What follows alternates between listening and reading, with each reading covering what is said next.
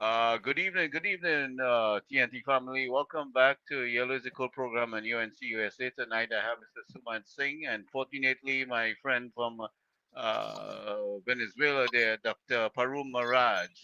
So, gentlemen, I want to welcome you back to the program. It's been a while. We have been here quite a bit to talk about, but we can address current developments at the time. So, Mr. Singh, you have Yeah. welcome to the program, and you can address your concerns, and then we will go with Dr. Parum in 2 minutes. Okay. Well, good night, everyone. All our listeners and those who may be in the various platforms listening to us, social media platforms, that is. Welcome aboard. Um, Very interesting times happening in TNT this week. A lot of focus is on the budget, upcoming budget. A lot of focus is on the amount of monies that have been lost or stolen through fraud and other non-performance of the activities in the various ministries, especially like in rural development and CPEP and all these things. It's continuing to make the rounds with fresh allegations. So it's like a never-ending reel of thread is the best way to describe it. Never ending without thread because it's so much, it's so deep, it's so systemic that it will take the current regime a couple of years to really investigate all of these nefarious activities that was being hampering growth and development in Trinidad and Tobago. So um, I would like to just briefly mention it as an introduction, but let Mr. Parul Maharaj take over there and let him share his concerns before we all get really involved in the topics today. Well, good night, good night. Good night to all. Good night to Trinidad and Tobago. Well, as I was seeing there some time ago, a very big hole in the road. What happened with this previous government has spent a lot of money on road repairing, and it does not last a year or does not last a 6 months or something like that. That shows clearly that there is corruption on work with these type of contracts. They make contract, and then after they how you say they charge a set of money that it does not worth the work, and then after 3 4 months or a year you come back and do the same work again, in which that type of work has to last almost 20 years, Yeah, but right? So this is a way how you tend to siphon funds away from real projects into the hands of in the pockets of the politicians. So what they do is that they repair the road in a slipshod way, very slipshod mhm. way, and then they go to cabinet again to seek approval of more funds to do the work properly, which they should have done in the beginning. Mhm. So what they do Some is years, that, some years ago, here where they call Marcos Perez Jimenez, he's the president here in Venezuela, right? They say he's a dictator, but Marcos Perez Dr. Jimenez Maharaj, has, Dr. yeah, Maharaj, Ashwin Maharaj is here too. Dr. okay, Maharaj? Yeah, okay, go Hello. ahead. yes, okay. This president, they say he's dictator, but he have done a lot of work, important work. For example, he tell you build a bridge, how much material it use, okay, so much and so much. You cannot say it will have less or have more. It's that when he goes to test the bridge, he put you there. So if the bridge fall, he fall on you, right? So this way now he had and he built roads today. Almost these roads have almost 50 years old. 50 years old and has never done a touch up maintenance. Never done. And it is still as brand new as it was made the same day. Yes, there are roads that is bad, but the major roads, this type of activities, has to be implemented. When these I wouldn't say politicians, I would say thieves, PNM thieves, right? When politicians stop being thieves, we will have good projects and improve or have very good infrastructure in the country. Now, this was going on here in Venezuela. What was done? Perry Jimenez started to put you in jail, lock you up, or shoot you. That's all. Defiant Squad. So things started to get better here in infrastructure. Rainfall in Trinidad a little bit, let's say a half an hour, everything flood. Rainfall here in Venezuela, 4, 5 hours, 2 days, 3 days. You don't see flood. I was so surprised to see that it had rain falling and a river, the river overflow, one of the big river here. And people start to take out their cellular phone to see how or to tape a flood because they never see a flood before. Right? It's something strange for us here. No? So these types of infrastructures has to be placed with the correct people, not family, not friends, not uncle. There is type of ways of making contract and proper supervision. If the how you say the how you said the word rest down there, they look for approval. Yeah, parliamentary approval to do a Parliamentary approval. They also are corrupting. I sent so for you millions to in which we know that is does not worth millions, and is in 3-4 months or a year time you have a 5 years or 10 years guarantee, and in 3-4 months you come and ask for more money to do the same work. They too are corrupted. You understand? So approving money, stealing money, the legal way. Yeah. And having the infrastructure, our health infrastructure in a mess, right? The people are suffering because of this.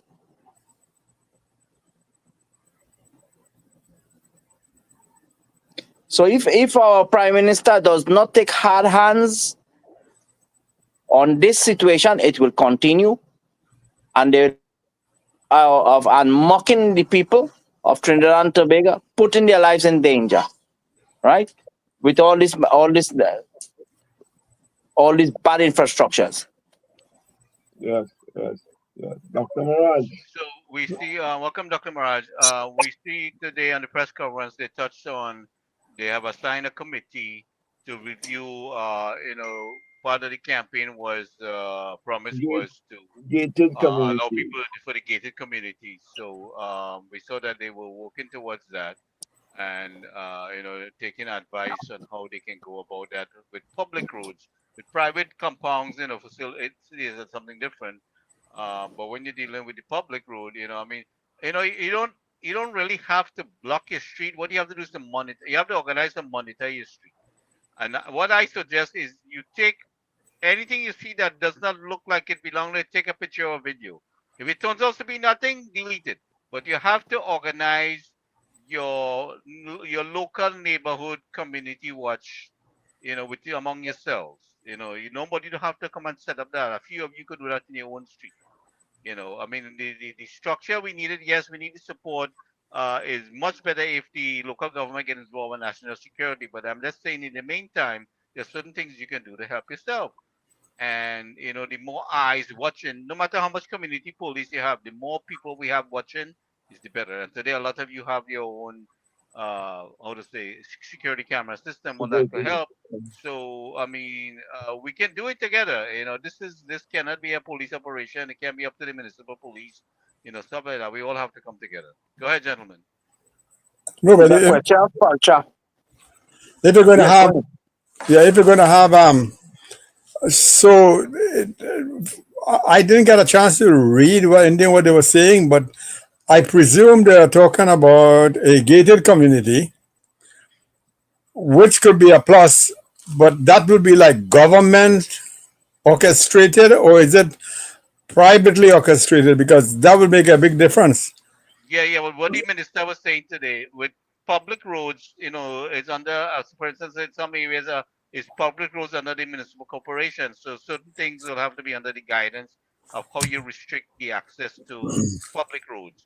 But what they're working on, and what people are working on, is and they're trying to legalize, put a structure in place, is about the monitoring of your community, where you have a more structured way of doing things. And these are things that we've been preaching for a number of years. I've been reiterating it to the government way before we started this program. So they have taken hit to what was in. I mean, a lot of communities people have taken advice, and they have made it recommendation as their own.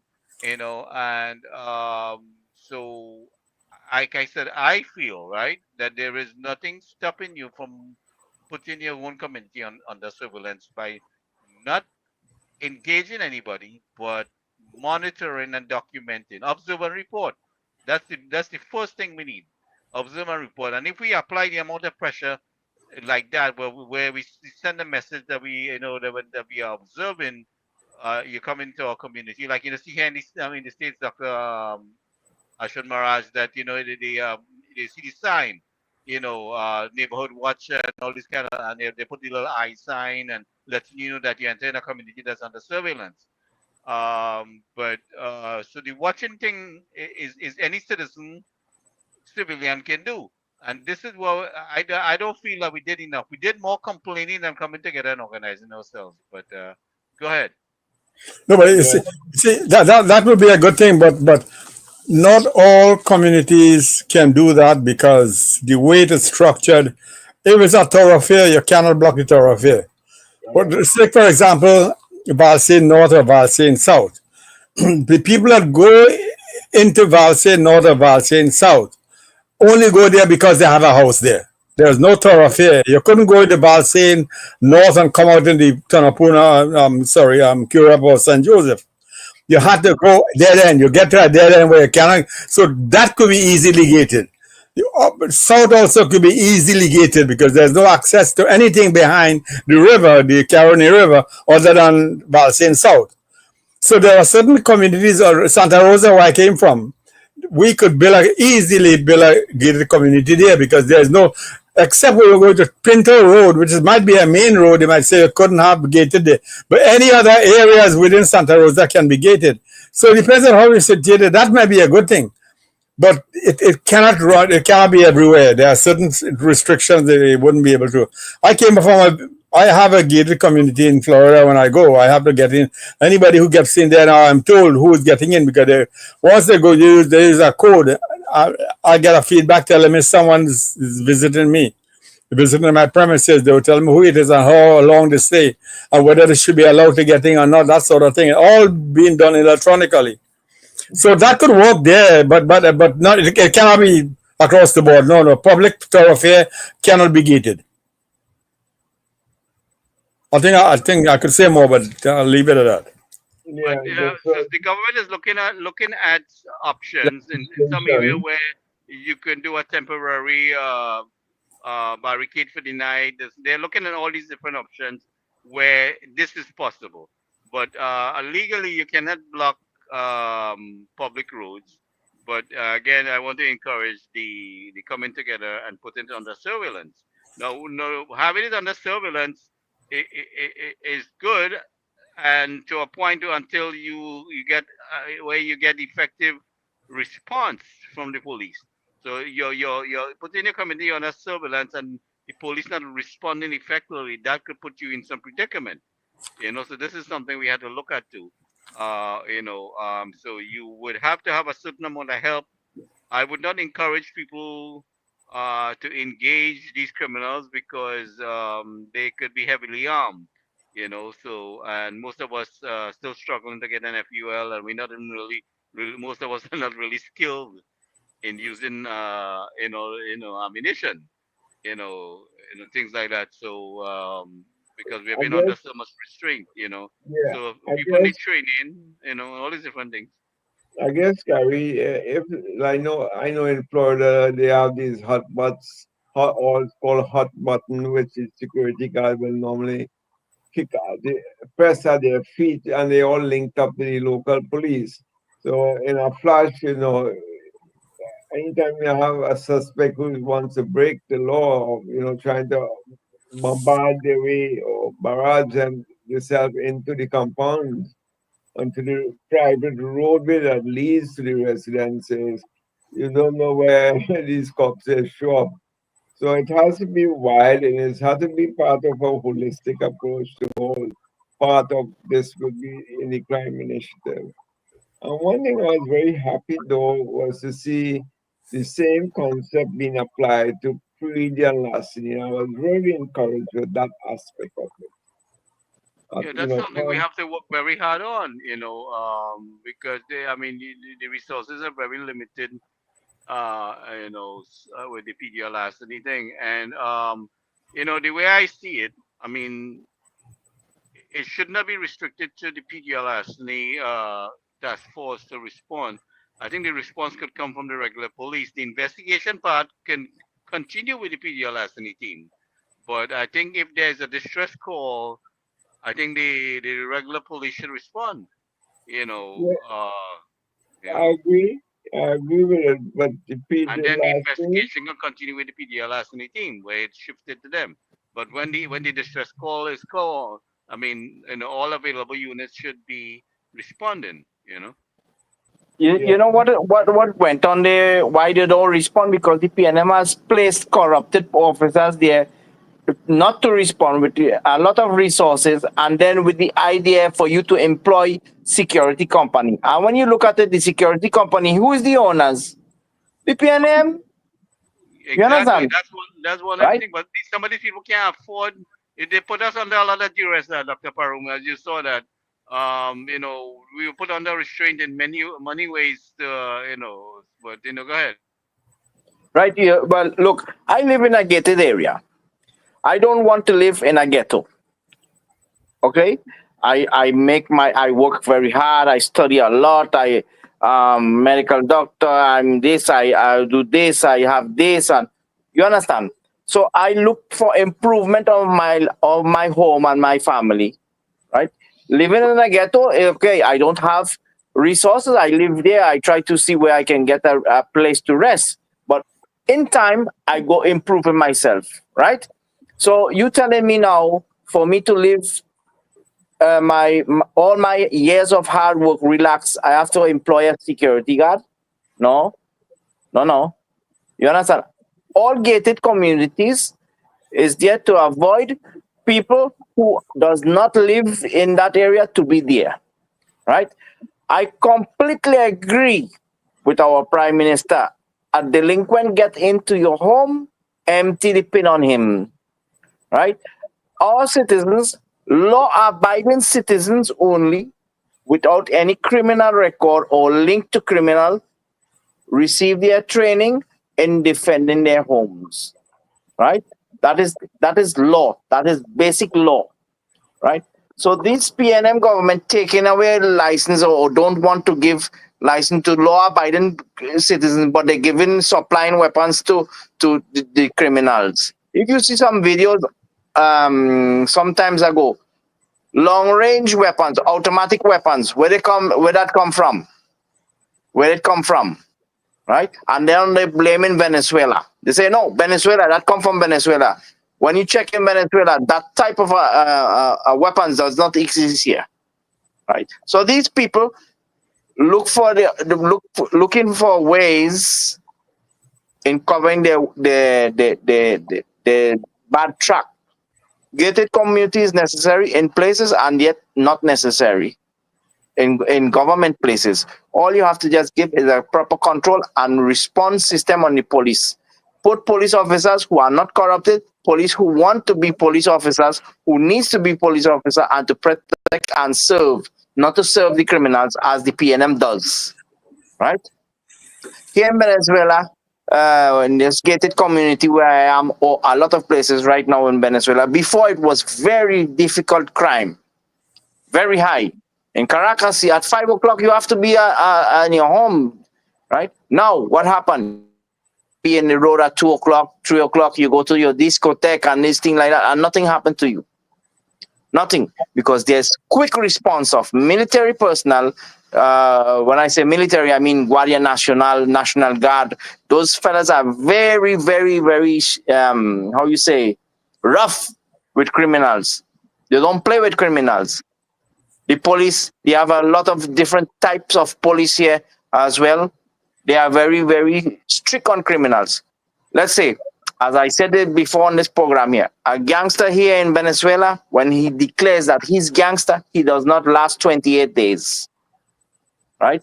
He gets out of the country or he is just neutralized. Simple as that. Now you see gangsters in Trinidad.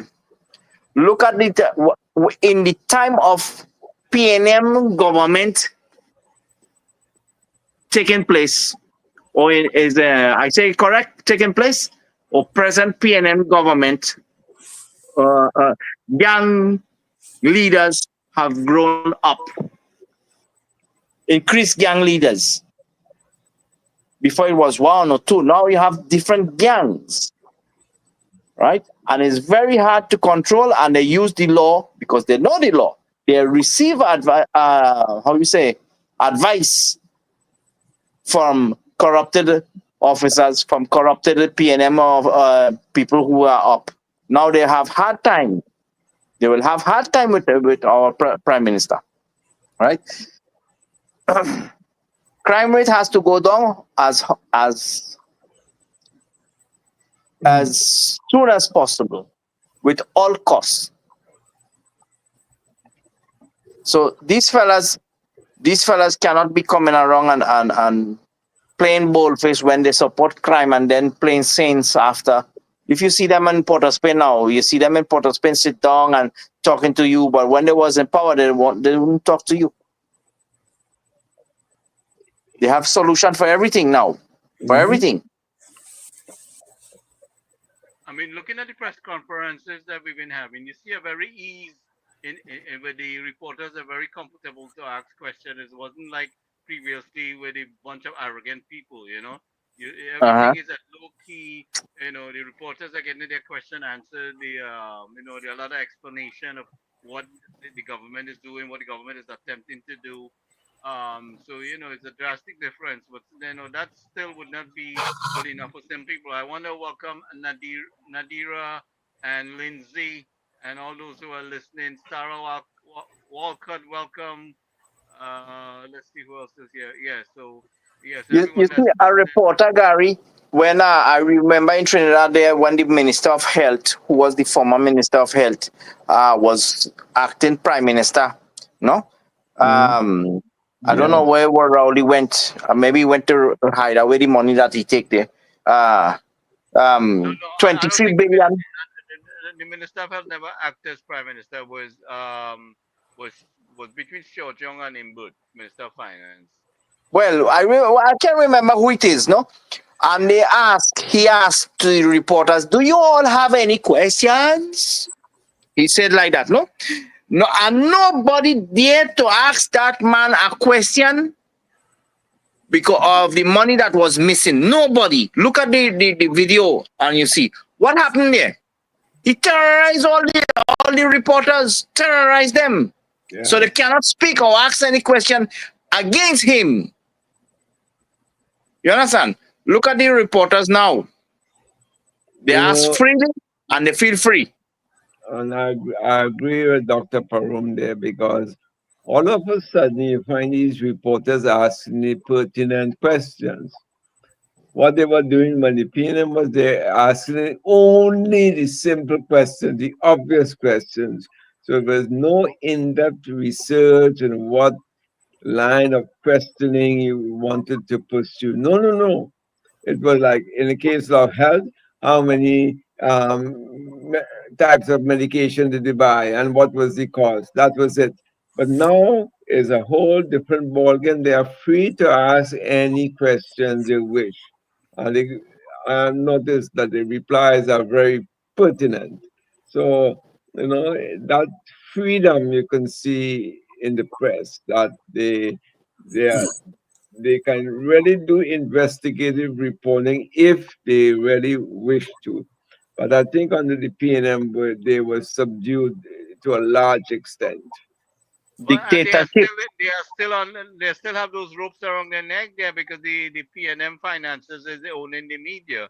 Yeah. So that is why we have to do our thing continuously here. And Don't feel that our Prime Minister UNC win there and they have all the power. No, they don't have all the power 100% because you have people, PNM people, parasite yeah, in the the PNM system infrastructure is still there. sabotaging, you know. Yeah, we have to be Sabotaging. careful. And if you look at the press, how they write their stories, you know, and the Uh-huh. press and stuff like that, they Look at it. really Look at it and you will see. I don't know what they're waiting for to eliminate these people, right? You cannot have these people in power. Cannot. Because you will be concentrated in fighting, not concentrated on building. The era of Chavez here, of Hugo Rafael Chavez Frias here, he kept going in a circle and saying this and that and what's going on and what went on and how the opposition leaders steal and he come back to the circle. He didn't go straight, right? And then he went a little bit straight and then he come back again on the circle. They maintain him occupied. He let them happen that, and then they took foot on destroying him like that, destroying the country. So the UNC, our Prime Minister, all of us have to put our part in going forward, looking for solution, but not forgetting the past, but not being deep in the past, in the present and our future. Yes.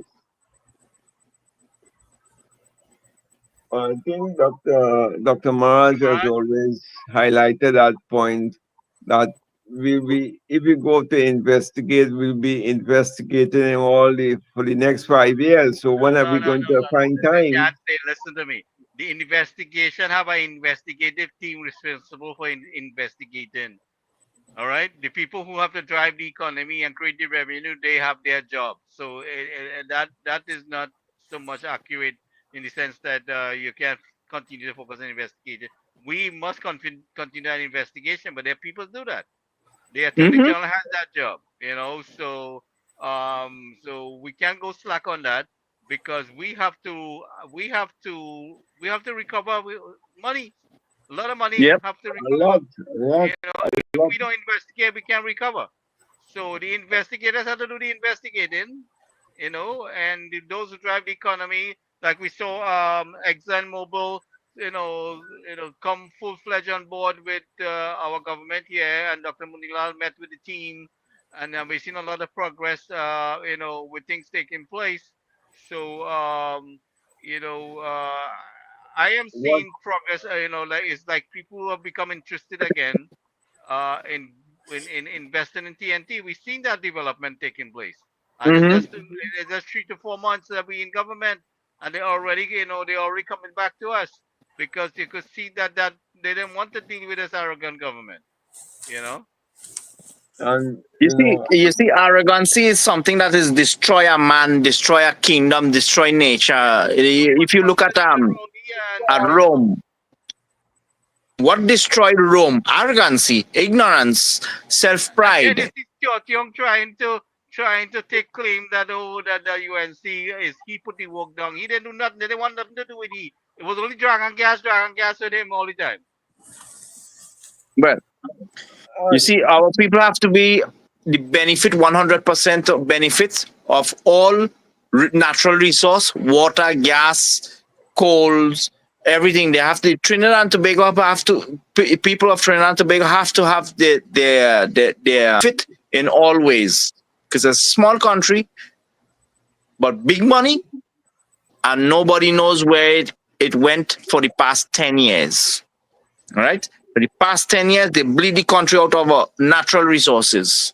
Now, when Rowley get out of the power here, he's speaking now about $14 billion investment and 15 billion and 2 billion and billion and billion. But why you didn't say that about you leaving how much billions in treasury some time ago, years ago, in the past 10 years? You never mentioned you have access to this type of this high quantity of money, resources. Every time you go out of the country, it's a secret. You go out to the country with the oil companies. You understand? That is what goes on. He went to Houston several times with Shell. Mm-hmm. Several times. Did he report anything? No. No. He didn't report anything. He didn't report any billions. But the natural resources from Venezuela, from Trinidad, went out. Yeah, Right? yes, Nadira, Dr. Parum is live from Venezuela. Welcome, Joyce. Go ahead, Dr. Parum. Yes. They try their best to drill oil. There was drilling oil. The PNM government was actually drilling oil in Venezuelan territory, right? What we did, we just watch and this is what was going on there. Watching him, and we asked him very nicely, what you doing here? What your ships is doing there? When we started to investigate them deeply, they were coming more inside Venezuelan waters. They had was to get out by force, right? All these things they did not say. And there's a lot of oil wells in the side of Trinidad here that is not accounted for by the PNM government. The PNM government have those oil wells there, have those contracts without reporting anything. Investigate for you to see, right? There was rigs coming in, built, and ships coming in Trinidad and Tobago, very huge ships, and was not reported. So this investigation, I don't know what more you have to investigate. It will not take 5 years. It will not take 3 years. I still believe that we have a lot of had a lot of illegal trading because of the unsecured border. I think that unsecured border was by design to allow certain people to move freely in and out of our country, taking our Yes. resources, taking our Mm-hmm. people, taking whatever they want, bringing in anything they want, so that illegal border crossing was something that was done deliberately, in my opinion. Deliberately done like that. Yes, I will agree with you because all of a sudden, how can you could find boundaries? How can you can have patrol?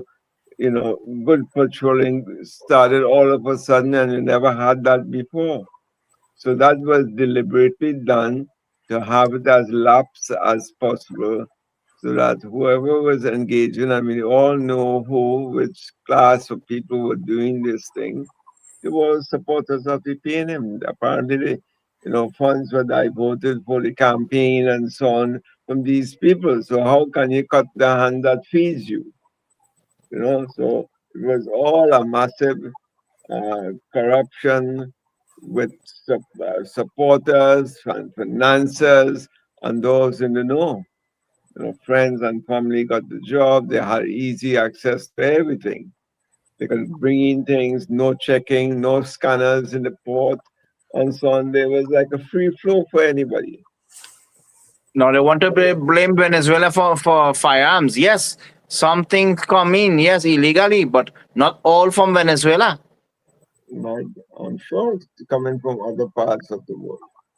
Yeah. Especially How other we get parts into of the world. customs? Well, we are not Customs. Venezuela. Venezuela might be closer to us, but Venezuela is not the only country that's close to us. We have Colombia. We have, other countries. Brazil Yeah, it depends. So, you don't know. They could pass through Venezuela, but it could be coming from somewhere else. So, yes, Venezuela is a big country, a lot of jungle. You can't keep track of All all of right. that. Let me inform you a little bit what goes on here in Venezuela a respect of anything that comes from any other country. We have Venezuela. Now I would say Venezuela has a technology like something like a big in the port, right? Has a computerized X-ray system. It identifies any substance. When I say substance, anything that looks like drugs. To bring in coffee in powder, it will say, "Hey, this is drugs." It looks so. They open and check it. anything that has a fire, like a firearm.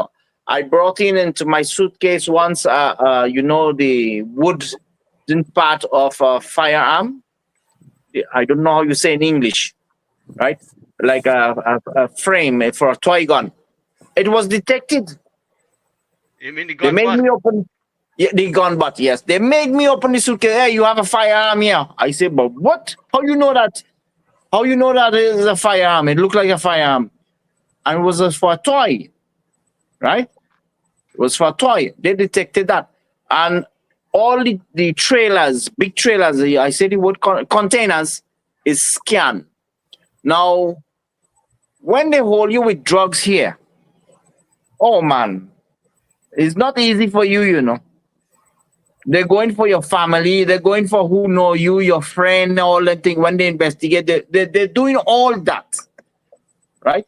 Yes, there's trafficking of drugs here, but not as the wide range as they say.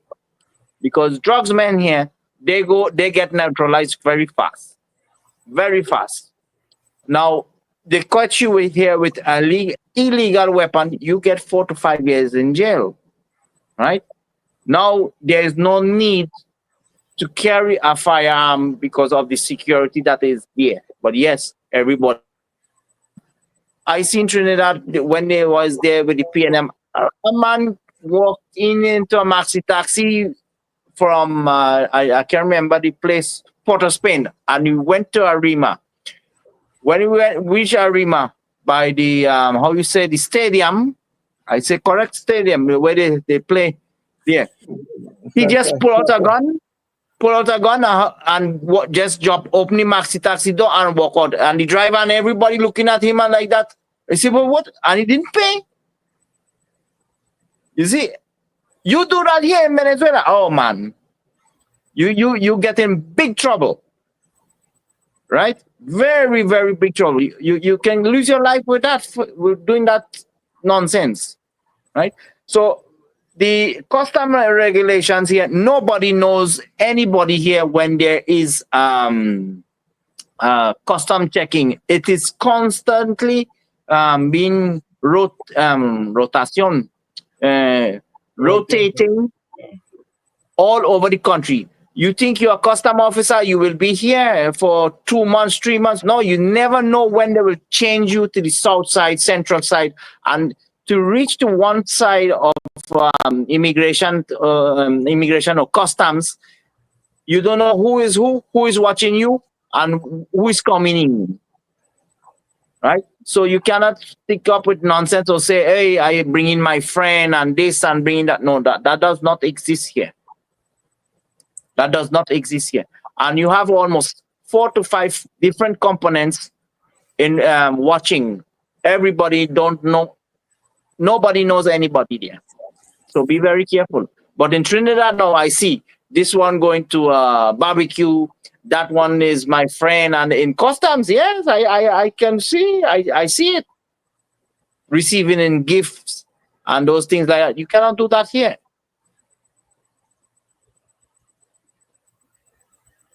Any question on that?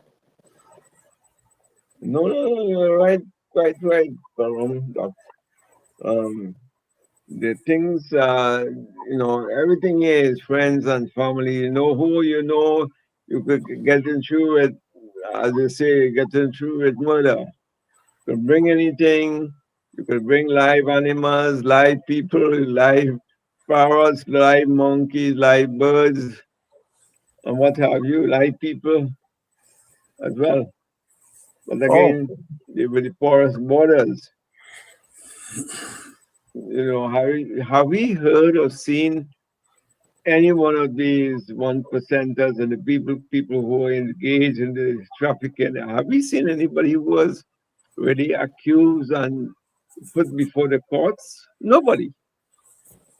Why? Because listen, once a time about 5 years ago, I was asked by a father of a girl who went to study English in Trinidad.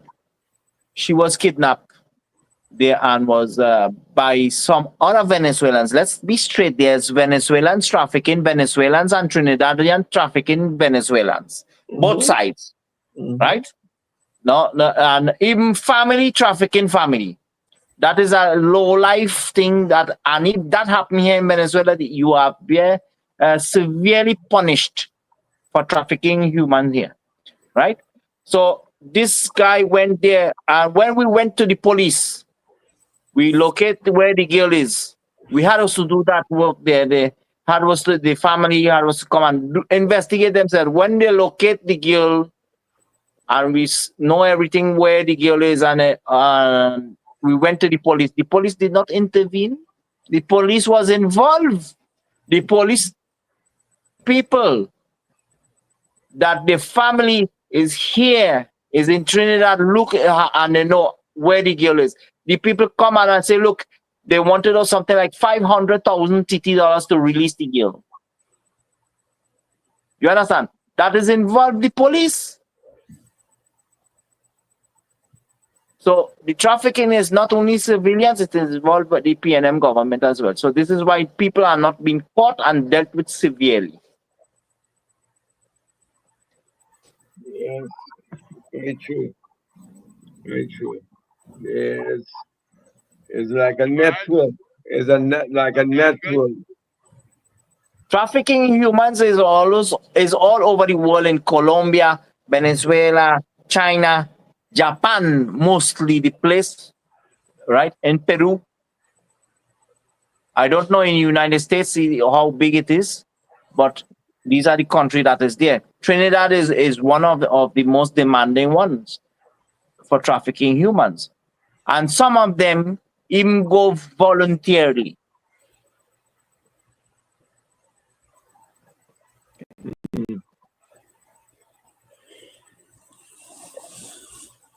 So, so let's go down to check out a few things that are happening in Trinidad today. So the budget is coming up pretty soon. I think it's in September, is it? Yeah, end of September, beginning of September, October. yeah, going in September, October, you know. Right. But I have to go to the hospital. Okay, Right. Dr. Parum, thank you. Sorry to interrupt there. I have to go That's to the all right, we hospital. I just understand. So we'll catch you call back again again. another time. Good night, Trinidad and Tobago. Good night. Good night, Keep safe, Paul. Dr. Parum. Okay. Good night. Good to have you always. Yeah, so we back. So let's go down to deal with some issues that are happening and that will continue to happen. You observe that the PNM is saying that they run out of money. They have no shame, boy. They have no shame. You just leave government and say that you boasting how they run out of money. You- Manu saying that with the Minister of Finance who have been there for 10 years. Yeah. I think one of you used to be saying they're shooting themselves in the foot. I don't know, it's Gary or who that be saying they're shooting themselves in the foot. I think they're shooting themselves in the mouth.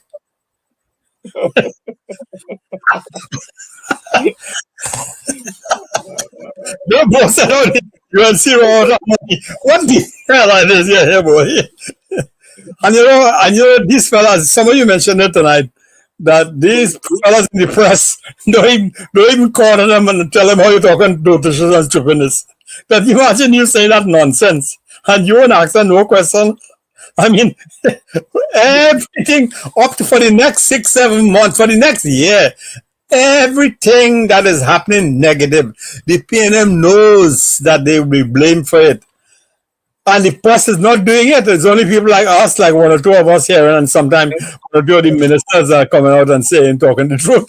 But nobody's saying anything like that. And that is what the PNM hope. They will throw the nonsense and nobody will attack them. They live for another day and they'll come back another day and repeat the same thing. And they say, some people who just on the fringes will say, okay, that sounds true. But the others, like, they were not saying anything. The others who know better not saying anything. There's only few of them saying anything, or like we're saying something now because we're observing it. So we notice that this kind of behavior should be called out. All this is there down. All this and they're down there. They're still investigating. I think someone just said that I always talk about spending a lot. And Gary said it also that we have time to. I always said I agree with you. Sumin, that we should not be spending time, going after spending dollars to after pennies. But I also said that if there's malfeasance, if there's wrongdoing, they must not get away with it. But we're not going to spend an arm and a leg looking for that nonsense. We have more important things to do. Important things to do, for example, the budget is coming up. We need to have our house in order. We cannot be talking like all those fellas in the university and some of those bright. I hear them tonight or sometime tonight, last night. They're talking about foreign exchange and they're talking about diversification. I since I born I hear about diversification. That crap is nonsense.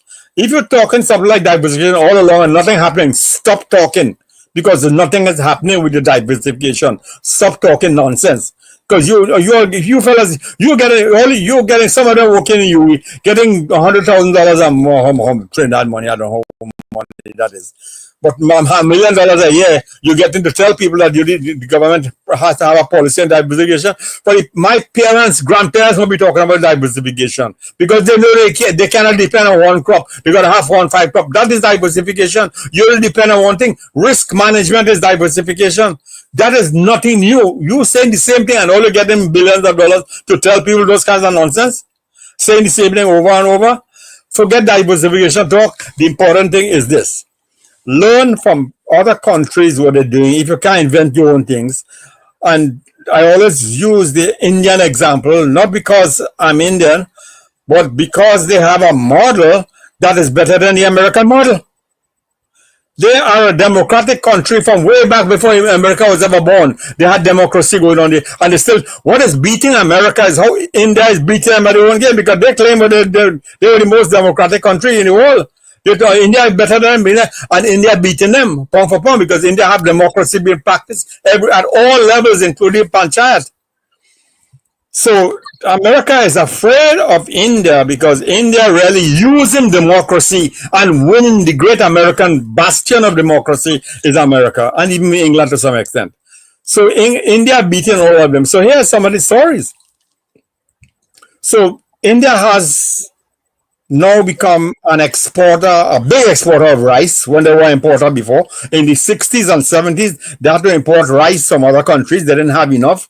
Yeah. Now they're exporting rice. They have enough for themselves. You go to the shop and go see how many basmati rice made in India and Pakistan and a few other places around there.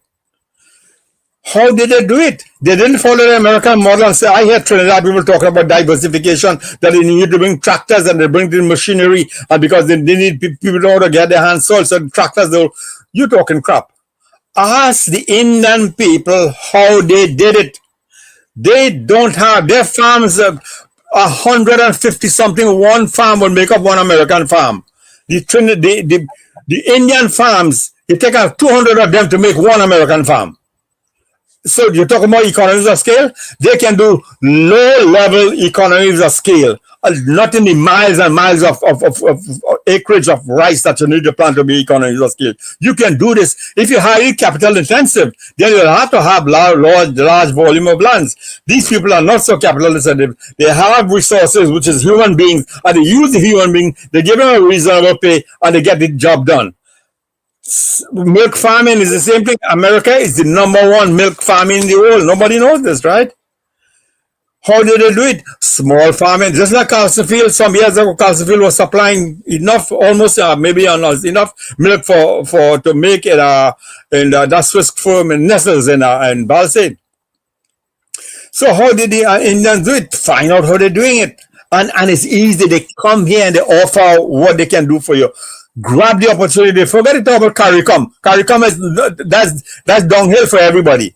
I told you like the last time we spoke, I said Trinidad has to be a leader. They can look. I see they talking about the other. You didn't Trinidad open up the mouth and they find what CARICOM thinking. They have to wait for CARICOM to answer and then Trinidad should answer. And so on and answer. Nothing is wrong with the American people trying to tell you we don't want drugs coming to our country, so they're blocking the borders and drugs coming in.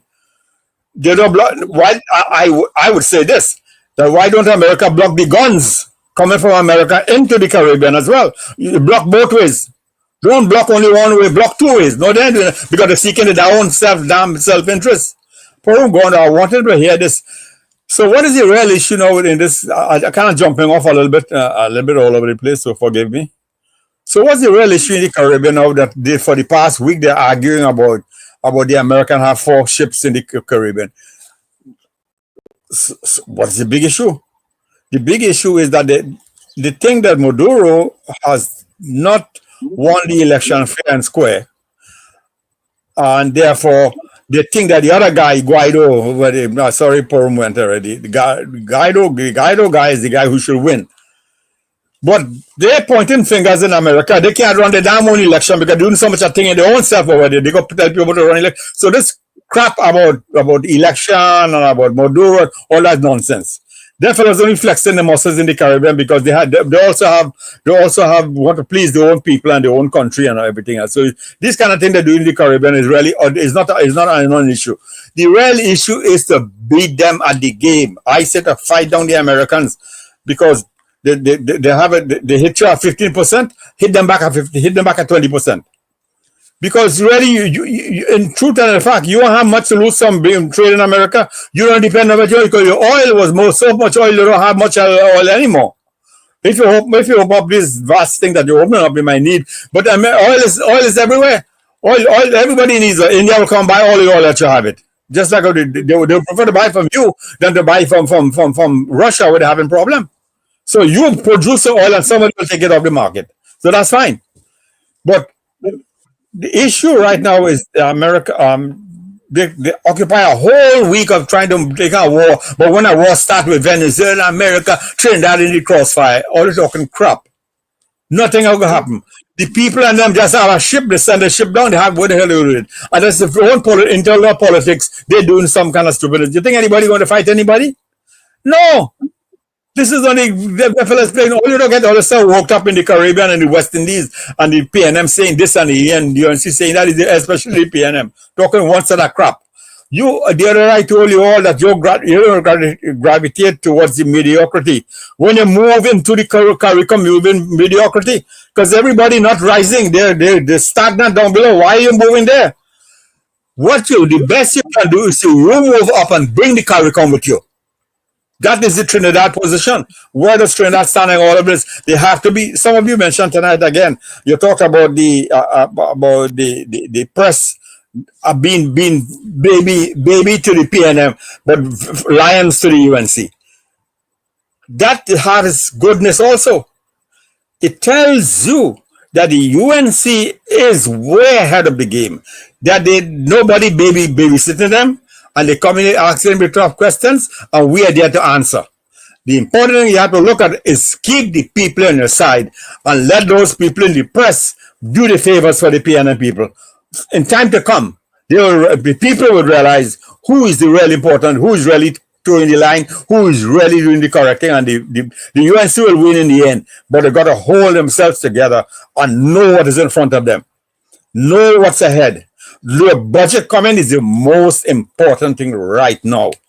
Your budget to reflect your priorities over the next 12 months. And all the fault you blame on the PNM, people understand that they'll be looking that your next 12 months has to be less than the last 12. Forget the 100 days. If they asked me, the 100 days started well, good, very good. I think you're on the right track. You got to keep running. You got to keep running. Otherwise, they will catch up with you. Be ahead of the game, not behind. Lead, don't follow. Just like I said, CARICOM, you lead. Let CARICOM follow you. Let it catch up with you. You lead. Don't go to CARICOM to find out. Oh, boy, let me have a band. Let me band together. Because all flock of some of you know this thing, someone. All flocks, bird of a feather flock together kind of thing. So all of we drunk, let me hold you back because we got to drunk together. We either live together or drunk together. So you, Trinidad, you could go ahead. No, pull you along back and keep it back. They're going to hold you back. That is why I talk about gravitating towards mediocrity. You gravitate towards mediocrity. You have to free yourself out of the chains and get ahead. And then you could pull the others with the other Caribbean countries with you. But they've got to help you get ahead before you can pull them up. So we see Guyana taking on the right track. We must accordingly lead with Guyana or follow with Guyana or go together with Guyana. Because they're moving up, you move up too. The other countries kind of holding their back. So I'll touch on a lot of different stuff over here. But again, now the important thing, your budget coming up. Your diversification is only red herring. I tied him. So you got in the short run, you need the oil money to take you out of this mess. But in the long run, you don't need the oil money because you have to be out of this mess and something new on a new horizon. So, if anybody want to pitch in anything here, that's fine. But I kind of give you a lot to think about. I don't ever say too fast. When you have any questions, I could answer some that because I really need look to see tell them how that budget should run because this diversification talk is a lot of talk and no action. Do you know what diversification is? Look, if you really want to build your economy, you cannot build it by trying to say, well, let's diversify. What? Diversify to what? Do you have capabilities? What capabilities do you have? Look around your resources. What do you have? You could talk about the Carnival. The Carnival is a loser financially. Otherwise, it's a gainer. But financially, it's a loser. So don't tell about Carnival will make you anything. You're losing. The model is there wrong. I think somebody was talking about when you have Diwali, the government have to give money towards Diwali. I think Diwali has enough money, they could stand up on their own by themselves. They don't need money from anybody. They could have enough sponsor because Diwali is a prosperous kind of thing. They could get that going without any subvention from the government. Carnival, I don't think so. It should be, but I don't think it is not right for the UNC to undertake that burden. They will have to still subsidize Carnival. But things like the Lewari Nagar, a few other Ramlila and those kinds of things, they don't need government subvention. They can do it on their own by themselves. Now that's frank talk and straight talk. But the reality is, again, I wish Carnival should have been able to stand up on their own by themselves because they have enough activities. But they're not efficient. They will not be efficient if they think the way they're thinking. They have to have a different mindset. They could make a lot of money. I mean, they could depend on the government much less than they are doing right now. But they have to get they have to set their priorities right and have some good entrepreneurship in the Carnival. Because they can do it, mass. Many those Peter Mitchell, those guys, they used to make. I mean, I don't ever break even how much money they get from government. They used to get some kind of thing, but they might be able to break even. Those big bands in Trinidad. But that's for somebody else to study and see. The way to make money with that is you privatize it. You have your event, and you charge a fee to get in because you have to pay for security. Right. And and the thing about it is a lot of people that play pan and sing don't really make no big set of money. Them they'll get a little penny, a few pennies there. After Carnival, them fellas dried up. So they have not been treated really good financially. I think the UNC is trying to change that. And we had some discussion, a while ago about that. Because if you privatize it and make it, entertainment is big money in America here. So we slacking off. I mean, you privatize it, they make people buy a ticket to come and see the show, right? And you make some money, you pay the artists properly, and then that's the way to go. You have to privatize in order to really make that beneficial. But Gary, do you know? You should know, of course, that the steel band before they had sponsorship, they sponsor themselves. Government never gave them anything, and they never had sponsorship from the big. Right now, all the big corporations have the name in front of them, like Fonclair. Fonclair have, but Desperados and have sponsorship. Amoco Renegades and they have sponsorship. So before they had sponsorship, they were on their own by themselves. I came out of the steel band movement. Them fellas, we never get a penny from nobody. Everything was own. Garfield, Raj Shorty,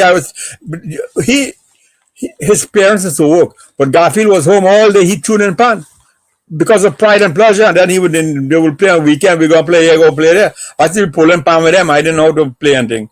I used to be pulling the pan. So they get Samaru. Look, Samaru had their own. I never had to have a sponsorship. They have their own team. It's a family band. They will be raised wherever you're working to save up your money and you build your own, you buy your own pan and tune. I guess gypsum or them, they may be arrangers. You could take the hammer and pound the tune and get till you get it right.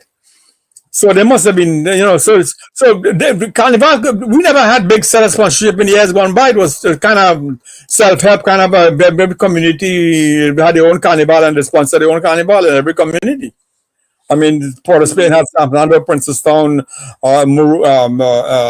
Rio Claro, Point Fortin. They all had their own, had their own organization, and they were done for sponsorship. Usually, the prizes come from the business, and the business community will give prizes, and they will sponsor prizes, and they will mention like that Mastana Bahar. I don't think up to now maybe getting a penny from the government. They're all sponsored by private enterprise.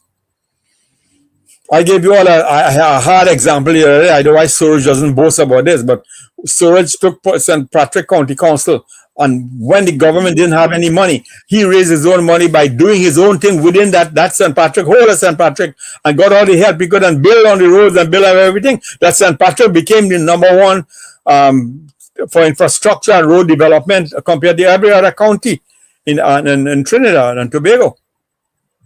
How did they do it? Again, by self-help, by getting the people to organizing them and getting it done. Everybody pitching a helping hand.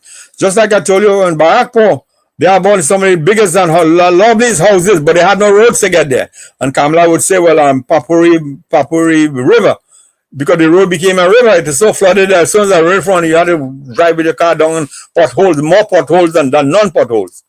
So it became a river in the end. But they have lovely, beautiful 6-bedroom, 7-bedroom houses upstairs, downstairs, with nice oil sand. I don't know oil sand is some black oil sand kind of pitch kind of thing in the yard. But the government road is upzucky and rough and zero and potholes and breaking up the car and everything. It tells you that if people are way ahead of the government, don't depend on the government because that is why they should never tax them. No, but they went to tax now. So they're not giving you anything, but they're increasing taxes. They have no, when they couldn't charge you anymore, they start charging your house and the property tax because they always need money to spend, and they had to come from you, the poorer people. And that is the history of the government you had over the past 10 years, and much more than 10, or the past history. So.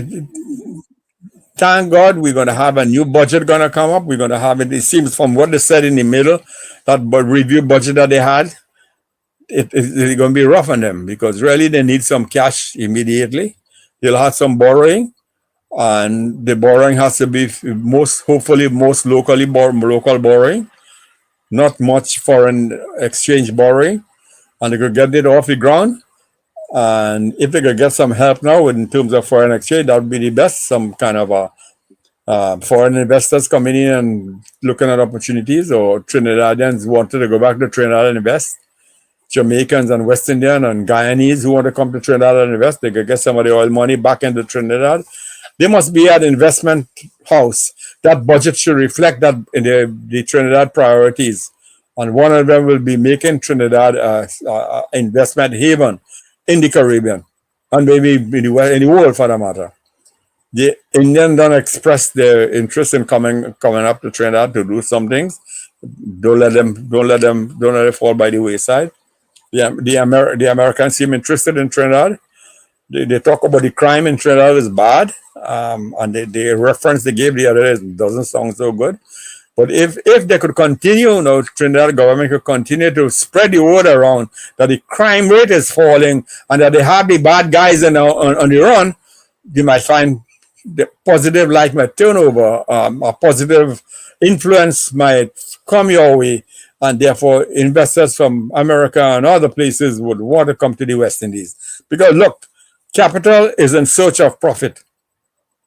And people want to know that when they invest their money, the projection of the profit margin will be close to guarantee.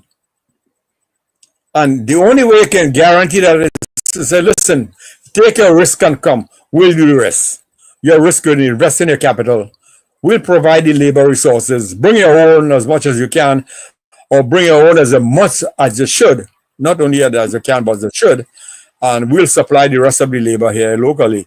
and you can get it going. But you have to sound positive, like you're a business friendly environment and people accommodating to the business community. I understand your trade union you could have a problem with trade unions, but I listened to some of these speeches made by the trade unions in the past in the UNC bandwagon during the campaign, and I heard I listened for the code words they were using. They were using words like productivity. When you see a union come up and they use the word productivity, that is very positive.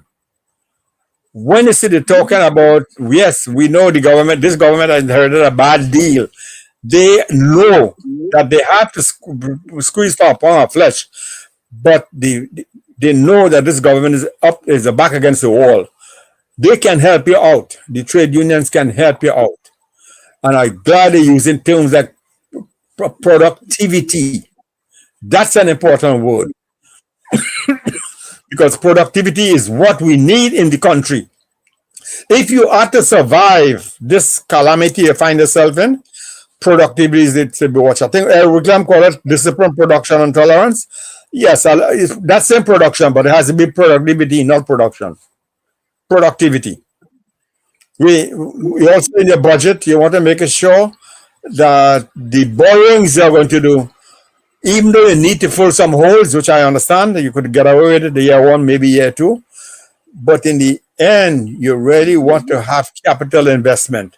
I said this the other day, that you want to use a good part of the borrowing for capital investments, capital formation, because we lack in capital formation.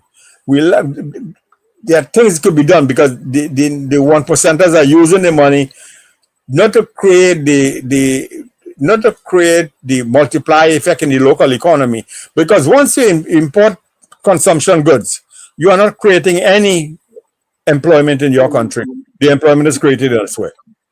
So you want to keep your capital, your consumption expenditure to as low as possible, minimum.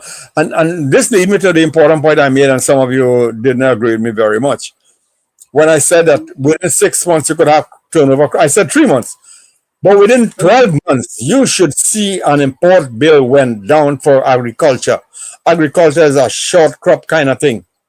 You should see a turnover immediately. So that huge import bill for food should be a drastic cut over the next 6 months, because 6 months are already gone. So over the next 6 months, we should see that bill coming down. That foreign importation of consumption goods should be down. Locally, you should find lots of production taking place. And some of you, I think they're talking about that. I think Idiam was a girl, nice girl, therefore doing a good job in the Ministry of Local Government. She's doing an excellent job. She's talking about the food import bill, and we need to find something to grow our economy. And you could start with the food. We had no right to be importing pumpkin from another country, or mangoes, or oranges, or lettuce and tomato and cabbage, and we imported some of them. Tomato coming from Florida and other places. They could grow that locally, and you could see a cut down in the food import bill right away. You could reduce by 10, 20, 30, 40 million US in the first year. The import bill, the food import bill. You could write an arrangement, which you must have been doing, and the arrangement with all those companies, those fast food industries that are finding a way into Trinidad, making sure they have an 80% input or some whatever percent input that the IMF would allow you to do. The American government does not like it to control too much enterprise, but they started the war anyway. America started the war, so if they started the war, you could answer back. I'm serious about this. I mean, we cannot allow the American people to stop a 15% tariff and you taking online and begging down you to beg your way out. No, but right now the American government is in the. I see we go about this, right? Yeah. You don't make no noise with them, right? Yes. Because them could bury you quicker financially. Yeah. The economy in a Yeah. minute. Yeah. The way you go about it, India made some offers to us, right? Yeah. And we should run with that. We have a lot of countries to build our trade with that is not slapping us around like this, Mm-hmm. right? So, I mean, there's a hell of a lot of European countries that we could do business with, and Asia and Africa, and you name it, Yes. that we can trade with that is not slapping us with tariff. So we just have to let Mr. Trump talk, don't make no noise with him, and go around him. That was my recommendation. You see, because if we make too much noise with him right now, he could cripple our economy, and then PNM will come and say Kamala promised all of that, she can't do this and she can't record. Right now, I'm in a situation where I have to find money to help people buy books, to get food. I mean, there's so much issues because budget hasn't been made yet, and I am back and forth working with various ministries to get help for people. So and it's pulling teeth because everything is not set in the place that it should be, and then we're trying to sort out this CPAP URP thing, and it's taking some time, but it's also costing people, in their livelihood, in their, in providing for themselves, because these people live paycheck to paycheck. So that gap of waiting is really putting people in a very difficult situation. Mm-hmm. So I mean, on the day-to-day basis, I am dealing with the complaints of the people. Mm-hmm. I might not be in government, but people reach out to me, Mm-hmm. and I have to. And in fact, Suman had to help me out today with that situation. Mm-hmm. So I'm always, dealing with the issues of the people, even though I'm not an elected minister officially. Mm-hmm. But so on a daily basis, I'm dealing with issues, so I know a little bit, quite a bit about what's going on with the people. Mm-hmm. So we do have a lot to fix, and we have some agriculture roads that needs fixing immediately, so that we can get that food production going. Right. This can't wait. It cannot Right. wait at all. That is what The that's what I'm budget is talking coming about. up in Yeah. a month, and we had to sort that out quick. But I am working to help identify some of the issues. I mean, I know some of the issues are there that are already identified, but I'm trying to bring people together. I am trying to help put things in place to make it easier for the government, to have information and aware of what the situation, and fight for these people, so that we can get these issues flushed out. Because dealing with government is a hell of a lot of red tape. So until we could really move out, these structure that was put in place, it is a lot has to be done. I mean, a lot of times, look, I have to jump over the PS in order to get something done. Like we all know, we have discussed that here, because they will stall us, and I know that fact. Understand? So when somebody's trying to resolve something, I have to go by the PS head. I can't worry the PS. Mm-hmm. I mean, that's the protocol, but I can't follow protocol because you go strangle me, and I can't trust you. Mm-hmm. I can't allow you to destroy my government. Mm-hmm. I have no intention of allowing you anybody to obstruct my government from succeeding. We work too damn hard for that, and it's too much at risk, and we have too much people suffering. And I get to hear what on a personal thing. Last night, getting home from work, the night before getting home from work, is phone call about this and that and what's happening to people. So I never off the grid. My office never closed. Minister's office is closed, but mine not closed. Mm-hmm. Because my number is always available. Mm-hmm. Ministers can shut off their phone and don't answer call, but I don't do that. So when I'm saying that, I'm saying that not in a derogatory way that we should forget what the Trump is doing, because he's a fella has doesn't have any decorum to man, so he's a different kettle of fish, and the only reason why they could do it, why America is in this position, as we should know, is because one party in charge of everything, and therefore we're like a kind of communist kind of thing here in where there's one party in control of everything in every office and everything, pretty much there. So in the meantime, you have to be careful to rough the guy, because the guy had thin skin, and if you get it on the wrong side, he could put on 100% in your economy. He destroy your economy. Yeah, he could do that. Right. So I take your point on that, really. But this will only be from. I hope America Yeah, but America has to come back to some level of semblance of sanity, because this cannot go on for forever. This has to stop someday soon, and hopefully by next year it will stop. But in the meantime, Trinidad have to continue to work with whoever is in Prime Minister, President, the Congress, and whoever. And so Rubio seems to be going along fine with you all. So you're kind of okay with this for the time being. But don't forget what happening also, that Trinidad will Trinidad merchandisers will be looking for alternative sources to get their goods and services for Trinidad outside of the United States, if the United States decided to mess around. We are 100 years behind in doing that. And the silly thing about it is our population was psychologically brainwashed by American television. So Yeah. we want to think certain ways, we want to eat certain ways, and that creates a market for American goods. Mhm. So we have a generation of what, 50, 60 years that is American in their mind. Mhm. You understand? They're American in their minds, their habits, and the way they speak Mhm. and act, because we have been conditioned to think in a certain way. So that creates a market for American goods.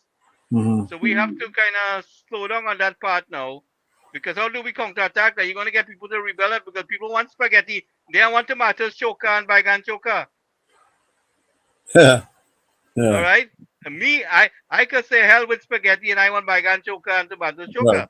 Right. But, you know, my child can eat that. He wants spaghetti and hot dog. And he want to go Subway. Yeah. Yeah. Right? Go down and see how many people line up by Subway in Trinidad and the American style kind of food. Right? Yeah. So we have been conditioned so in a certain way, so to work against that is where we have an uphill battle now. Yeah. But it's doable, but we have to educate the people. Yeah. You know, but I'm just saying American terminology and you know, an ideology. Yeah. And that's the PNM way of doing things over the past number of years, because they believe in you know. Look what happened. Look what happened. Who crippled the Indian farmers down in the south and things?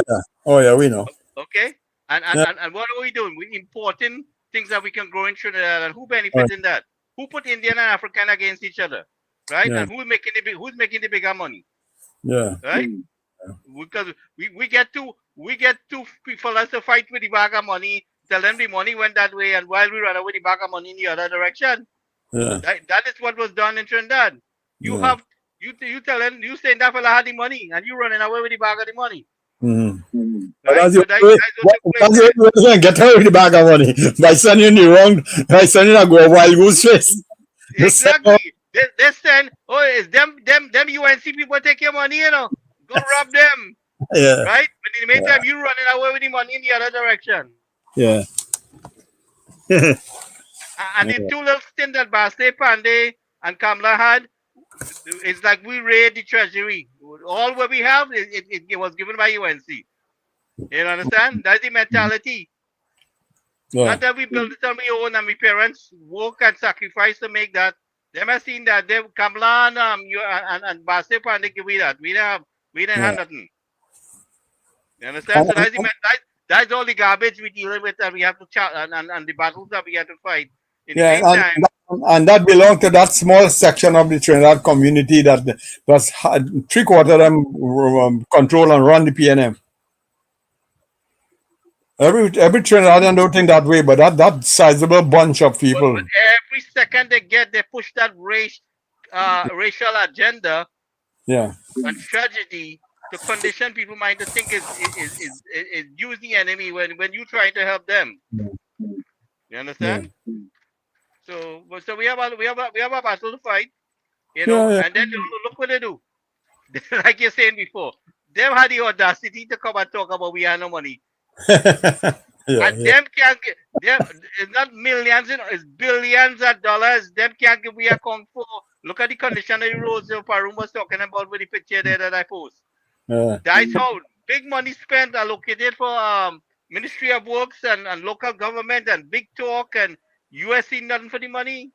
Down to the schools was dilapidated. The health sector, billions spent. Look, Ken Ali wrote that article on the drugs. Billions spent, right? And the hospital, you only could get a Panadol? Come on, man. 3-4 days your lineup day. I dealt with a situation. I know you saw. I must have posted there where I had to get the Minister of Health assistance with the man 3 days in the hospital. They sitting on a chair with a heart condition. Yeah. I think you saw that, right? I was dealing with that. Yeah. Yeah. But So- in 5 minutes, I had the Minister of Health responding to me.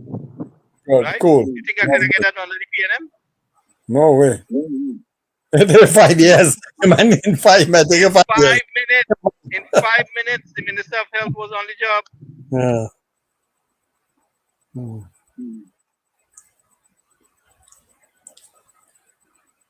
Suma, they gone quiet. Say something.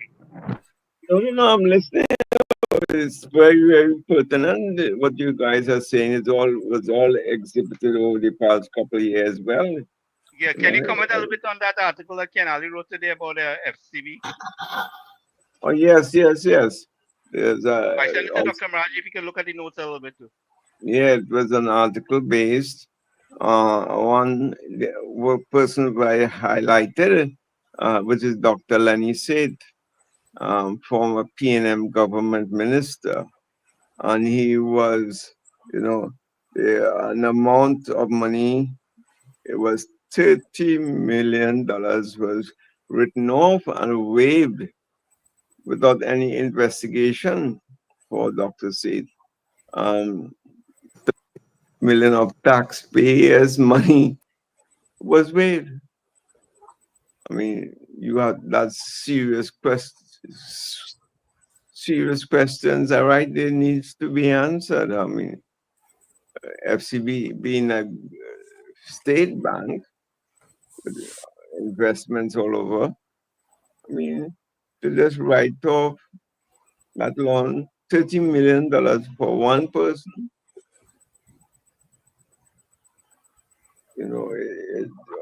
that is what the point Ken Ali was making. You know how he went a little bit into the nuts and bolts of this thing. How come he was able to secure an unsecured loan from FCB? What amount, 30 million without any sort of collateral? That's not to tell you the volume of what's used to go on under the PNM regime.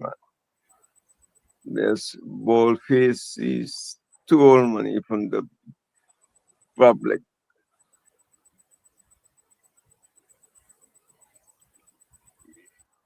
Yeah, so that was the article which they was written about. But how many other monies that were not paid back by political, supporters of the PNM? That's how I don't know how many of us recall what was the bank, state bank, who was there before the FCB. I think they call it the Workers Bank. That was the underlying bank that was, run by the state, and they went belly up. And from that came about the FCB Bank.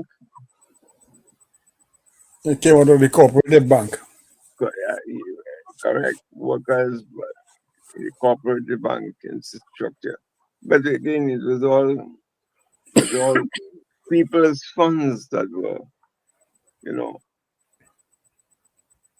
people's funds, not only PNM people, the people, general mass of people, their funds were used to make certain people rich. And this is the point. Yeah.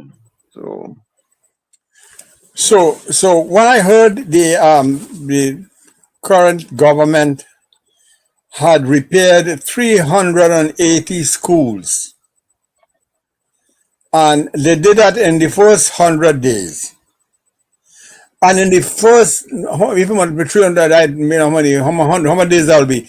10 years, okay, 3,500 days.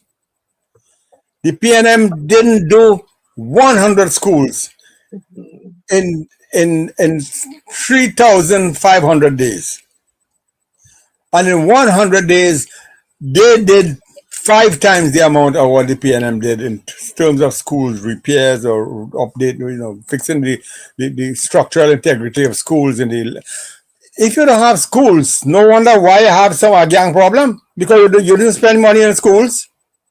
You spend money trying to make the gang people happy by telling them things like, okay, we'll give you a new steel band yard. We'll build an auditorium for your steel band, and that will keep you quiet.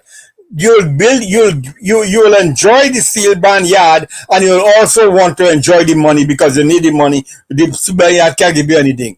That's not. You try to bribe people the wrong way.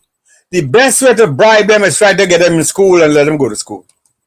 But that would create a challenge for those who rule over the PNM, because then you get educated, then you become industrious, then you become competition for them. Well, so you see why they want to keep people ignorant? Yeah. Among themselves. Yeah. And so that's what I'm telling you. Who's benefiting to guard the guards, do the transportation, and what's the contract? So it was the job of the schools to liberate the people, the parents, about the ills of the PNM, because to get rid of, come out of the grass of that octopus, PNM octopus, you had to come out of the Ballinger patch. Someone had to liberate them. And we depend on the school system and the teachers in the schools and the teachers in the University of West Indies and the middle and tertiary level education to explain to the people that the PNM is working against your self-interest. And that is not good for your health long run. And if you want to survive, do not follow these people. They are bad people. They are against you. So Morgan Job used to say that, but they never really. Morgan Job said it by himself. The Indian people don't want to say it because they will call them racist, and the African people say that they don't want to interfere with the PNM because they lost the position with them. So the liberated intelligentsia of the Afro-Trinidadian didn't want to hurt the PNM because they lose the pittance and the positions. The uneducated masses couldn't free themselves of the occupier's hand or the PNM. Therefore, they remain in the doldrums, and those are the consequences that we are paying for. Everybody has to pay for the ills of the PNM right now. And they were trying to stay in power at all costs. And one of the things they were doing, as Gary just said, you're keeping them in an ignorant state of affair, so they couldn't know what's best for themselves. So they go along, whatever master say, they go along. So this is it, when the election time comes, you'll hear us if you don't want to give us what we want now. So they threaten them that when it comes to election, we won't vote for you. So that is to be until some years it will happen like this year. They will say, okay, you know what, I'm not going to vote this year because we only promise and only deliver. Too often, it happened too many times. Now, a good example, Dr. Marge. In 2020, there was a riot from Port-au-Prince. All the gangs was going to riot, right? Right. And they called the election, and they started to use money, according to what I hear, right? According to what I hear, I have no physical evidence, but I hear they use election money to go buy off the gangs and cool them down, right? And the gangs and them went and they cool off themselves, right? Because they buy off the gang leaders. That is what I hear, right? I have no way to back it up, but no, but I told you last week, obvious, because all evidence in the public domain points to that fact But what I'm hearing is that they bought up the gangs and they cool them down. Right? The guy from Port of Spain and who was out coming there rioting. Well, that could be partly true, because what I said at that time also was that they had a conversation. The piano among themselves had a conversation that there was a serious gang warfare to happen in the BTM, somewhere around the BTM Laventille area, and they wanted to avoid that civil war. And the only way they can avoid a civil war is to call a state of emergency, so the gang wouldn't clash. And they didn't want this to happen, because as far as their informant were telling them, that this is going to be real big, the biggest clash that Trinidad had ever seen between one community and the next. They're going to have that. So they called the state of emergency so that the gangs wouldn't fight each other. So tell me, who they're working for? They are working for the gangs. And maybe around that time, after the money would have been passed in the process, to keep quiet. Conveniently using the gangs to keep themselves elected. Yeah, but they had a meeting. Rowley and the other before the prime minister before him in the PNM. And man knew who the gang leaders was, and he Yeah, had a big they call it a board meeting. He chaired the board meeting with among the gang leaders. He was the ringleader among the gang leaders. In that meeting, he was coordination. He was making peace, just like how the last SOE came up, because they want to make peace. But they didn't. This one didn't call no meeting. Rowley and whoever didn't call no meeting this time. What they did was to have a state of emergency so that the gang wouldn't fight each other. Give the police extra power to stop the gang from going to war. So that's how they intervened. They intervened to help the gang this time. So they are the leaders of the gang. De facto. You think money passed too? Maybe. Yeah. I mean, all his promises to making to build this and build that and give the next and give a new pan yard here and a new this and have a pan in school and this. All this is geared towards to appease the would-be candidates for gangs. So again, the people, the intelligentsia, or the Trinidad intelligentsia didn't help the people. That is why whatever happened in 1970s, where the best learning. Moran here in the chat put in the wicked hateful UNC. Hey, you come again, Moran, Mr. Ali. The hateful UNC. Go check and see what the UNC doing for people on the ground there. Coming to talk about hateful UNC. Moran. But the 380 schools I just spoke about, though. I mean, in the whole 50, 60 years of the PNM, they never fixed 383 schools. So tell you what the problem. And you said the reason why they keep in ignorance. The idiot want to come on this program here and put in the chat the hateful, wicked, hateful UNC. Man, you go to hell. Yeah. Go ahead, Dr. Mars. Yeah. So it is all this good. So that guy, he need help really, and I hope that he will come to these meetings a little more often and really listen rather than respond. Listen and then respond. We don't respond and then listen. So we try to help people like him. So we pity him a little bit, you know. I hope he'll come a little more often. So really, if they did so many things in 100 days, and everybody in most, I would say, except maybe one or two guys like this guy you mentioned just now, but most people in the country are feeling better about themselves. They've seen people getting water that right. The areas they never could have get, right? I mean, the schools. But Gary, you know, I would like to get the answer, because if I was a PNM, I would have believed the PNM the last time. What they were saying that we couldn't get water and we had to regulate because we don't have enough this and we don't have enough that. So how come that when in 100 days time that so much more people getting water and so much more people getting more days of water? So it has to be some simple things that could be done with the PNM cannot do.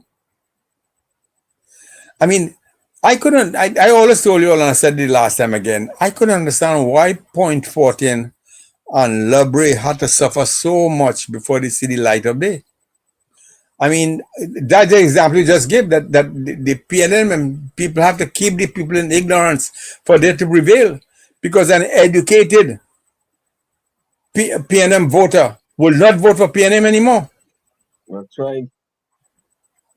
that liberation, that guy who just mentioned last night, if they get liberated, they'll say, you know what, my eyes are now open. I was saying the other day that if your eyes are now open and you don't like the UNC, find somebody else. But that PNM has outlived their usefulness forever.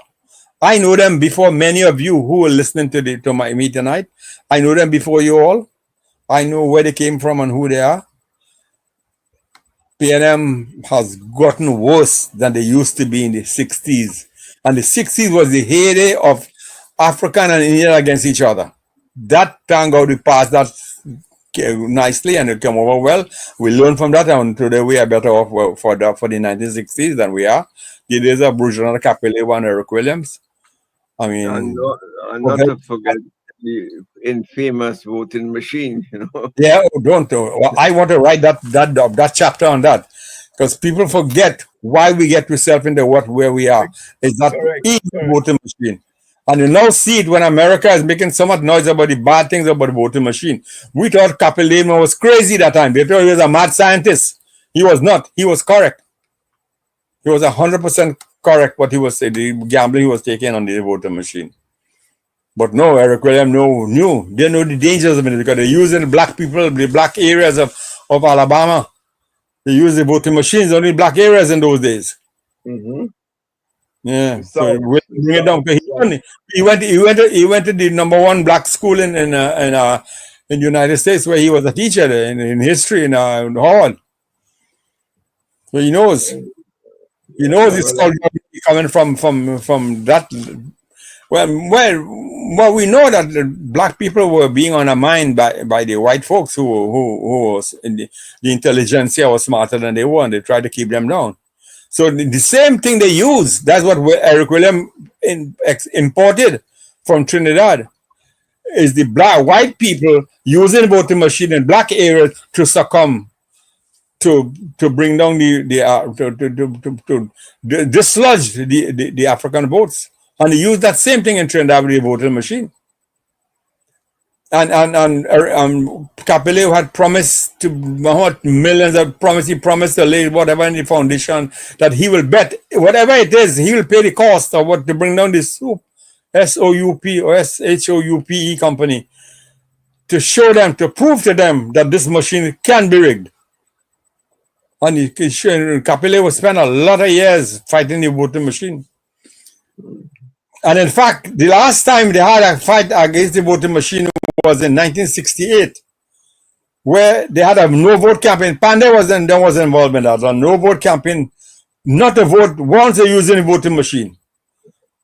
And I think it was 1976 when the first year they were going to bring back the ballot box and dump the voting machines. But the struggle to get rid of the voting machine was a whole 15 or 20-year fight. So that was a bad thing. That was in Trinidad politics. Gerrymandering was bad, but that was worse than gerrymandering. The PNM knew about gerrymandering. Remember that time as well had the no vote campaign in the election of 1971. Yeah, that was Bade Saga March helped the PNM that year. And then the aftermath of that was the Black Power Revolution. That's right. That's right. So, out of these things, I don't know, in my opinion, something good always comes out of it. But why does it have to happen like that? Yeah. Where after all these years of rigging elections and winning under false pretenses and suffering of the people, that culminated in the Black Power Revolution. And to be honest with you, I was in school that time, right through, going to high school and so on. But something good came out of it, and I consider transformation of the working population of Trinidad and Tobago became more representative of what the local community was like about, so that you find a lot more so-called colored people. You walk into any of the banks at that time was mostly the elite, the white people. They were the ones who ran everything. Mhm. from staffing and everything else. So after that, you see a lot more of the colored people started to take up administrative and operational roles in the bank. And remember, at that time, all these banks were foreign owned. Hey, you can name them, like CIBC, Canadian Imperial Bank of Commerce. There was Royal Bank of Canada, Barclays of England. So, and what have you, Scotia Bank of Nova Scotia, again Canadian. CIBC was also Canadian. Royal Bank of Canada was already also Canadian. And only Barclays, which eventually became the local component was always the Republic Bank. Sorry, that is what I was trying to get the name.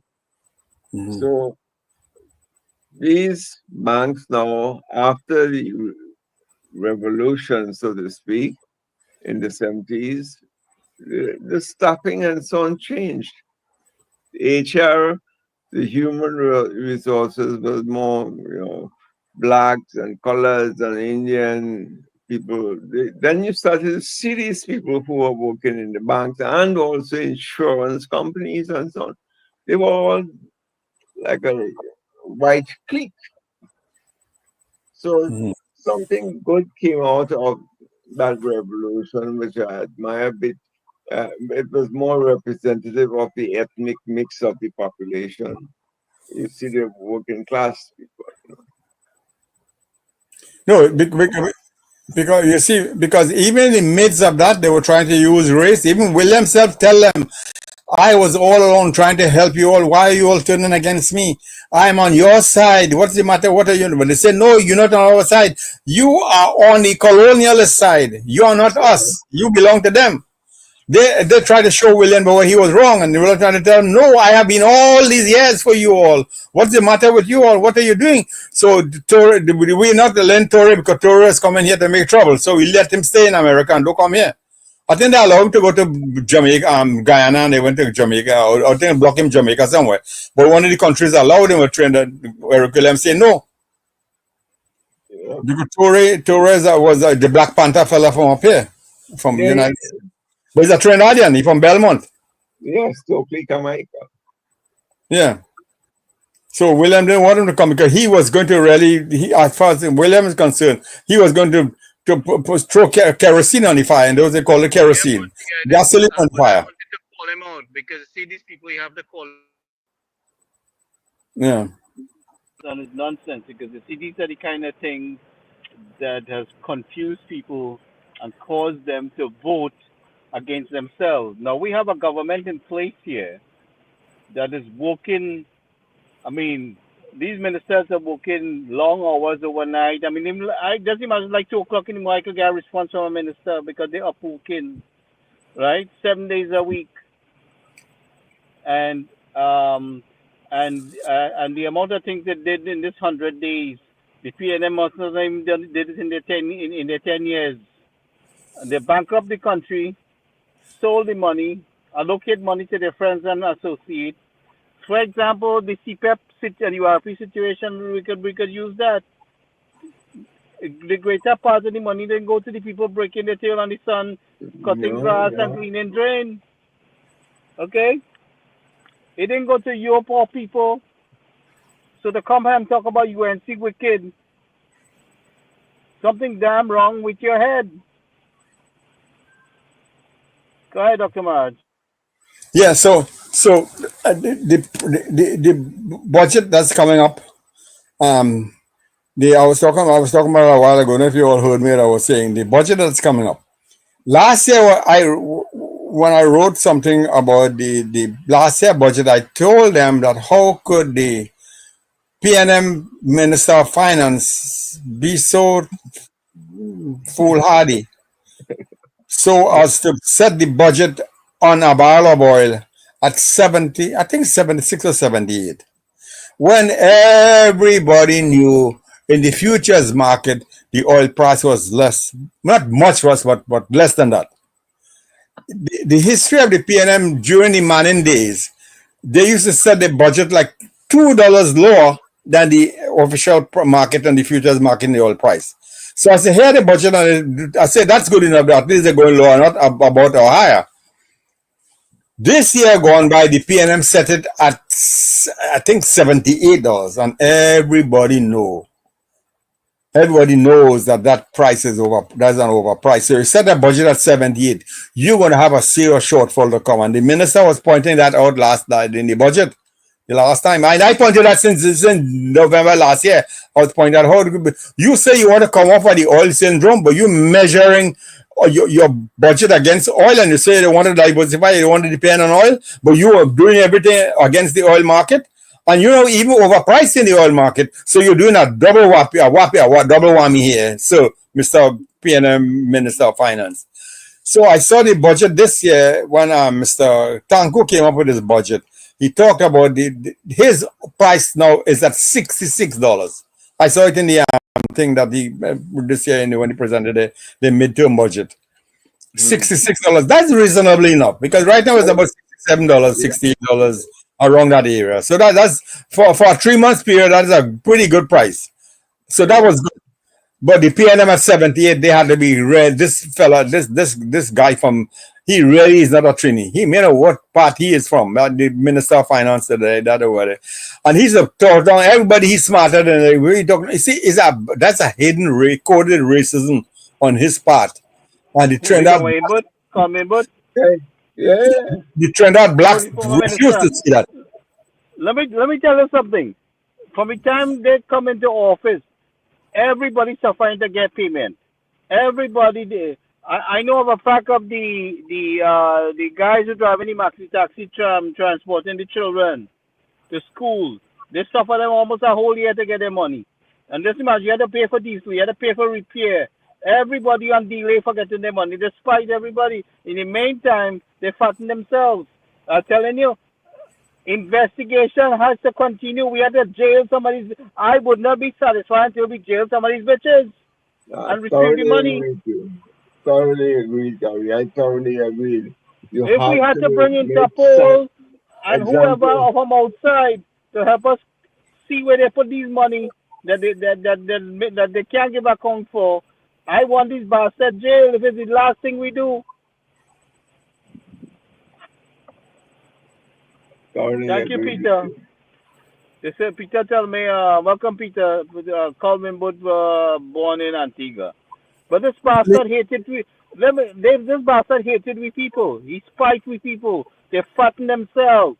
They cause people to suffer. Some people are so, they are so emotionally damaged that they don't even know how to talk. Let me tell you something. You see what I experienced with I tell you with these people stuck out the country? They don't even want to talk about it. They don't want to rehash that with the kind of emotional damage. You cause women to loss to have miscarriage with the stress that they put them through. You lock your people out of the country and all they sitting on all their fat tail there and whining and dining. Let me tell you something. I don't have them people got in my mind at all. I ain't joking with that at all. I want to see them jail. Go ahead, Suman. Yeah. If you want. No, the sarcasm which he used to say, oh, and they ain't riot yet, and he's smiling, that fake smile of his. So, total, this. He's so condescending. That's the word I was looking at. Exactly the word. Very condescending individual. And as I tell you, all these smart Afro Trini from the PNM party couldn't call him out on it. Hey, sir, please, you say, we are not inferior to you. So catch yourself. The PNM should have called him out. I told you all the PNM had to call out each other because they will sink themselves down, they will sink you further. He gave his son some big position in Caribbean Airlines. And I don't know I'm not sure the figure there, but I think it was somewhere along 50,000 a month or something like that. Correct. I looked at that job right away. Yeah. Well, Gary, that's the kind of malfeasance I'm talking about. That is the time. That's why I would disagree with someone, because if someone agree with me saying don't go after them, no, I did not say that. What I said, if they're wrongdoing, don't let them get away. But don't spend fardings looking for dollars, please. No, Doc. We have, like I say, every division have their thing. The Attorney General have his work to cut out. The Attorney General can't be driving the economy, right? So Dave Tanku, the Minister of Kama Maraj, and Rodal Munila, and you know, these guys, what's his name? The guy they bring from the PNM there, Sirat Singh, them guys have the focus on driving the economy, and all are we. All are we. All of we have to get involved in helping Trinidad and Tobago come back up and build its economy and work together, because this is all our interest. Whether we inside or outside the country, this is our interest. Because we outside the country, we still have family there. Of course, man. So we all had to come on board. We all had to come on board. And I'm working alongside, you know, I always talk about bringing the people together internationally to work with the country, right? That there's something that's going to materialize more so than just this talk. You know, in building the diaspora program, because we have people that came out of Trinidad and they have expanded in their expertise outside the country, and medical experts, scientists, you name them, engineers, you know, they can make a contribution, but and the thing about it is they always frustrated them. Everybody who tried, even to help the school system and the kids, and they always frustrate them. You know, even me trying to get help to improve our medical response system, they frustrate. They do all kind of rings around me. They didn't see that. D.R. Singh didn't see that at all. When I write him, he didn't see that message. You know. He's another nastiness. Very nasty man. You know? So Gary? I want to see these bitches rot in hell, to tell you the truth. I share that opinion with you 100%, Gary. I would like to really see these people for the crimes they committed against humanity in Trinidad and Tobago, the local population that is. Yeah, the injustice towards our people. And I see, and I'm telling you all, the PNM people themselves should not go along with this kind of ratchet, as the Trinidad people call it, ratchet, from their own membership, from their own. Listen, should ask them. That people was defending. To be honest, people was defending them, locking the people out of the country while our people suffering and balling outside here. Okay. They was justifying the government, or the government trying to protect them. Let me tell you something. You will leave some of your children outside in the midst of danger, or you'll secure all your family.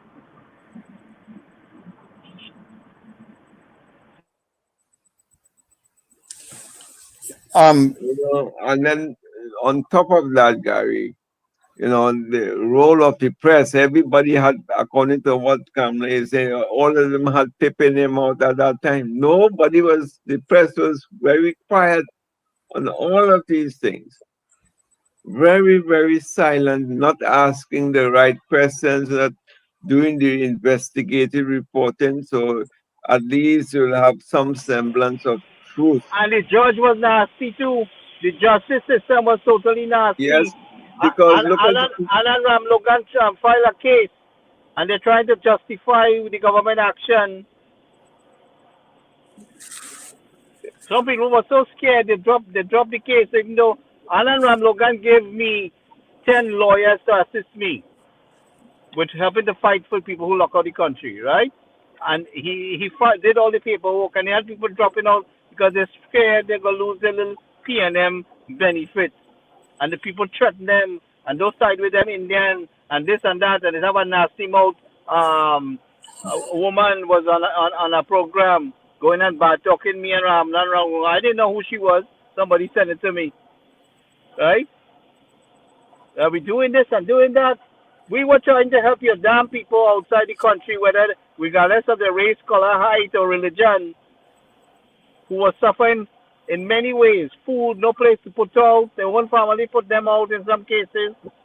Buy ticket, top up their phone, pay for taxi, all kind of thing we do.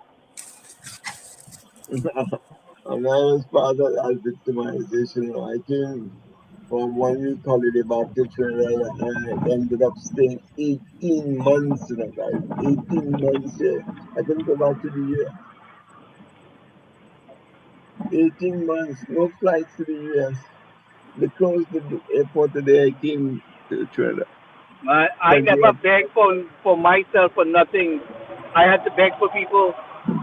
Never in my life I had to beg for anything. My parents provide everything for me. I had to beg for people suffering because I couldn't stand to see them suffering. I'm And they sure want to justify it. there were politicians involved in all of that too, eh?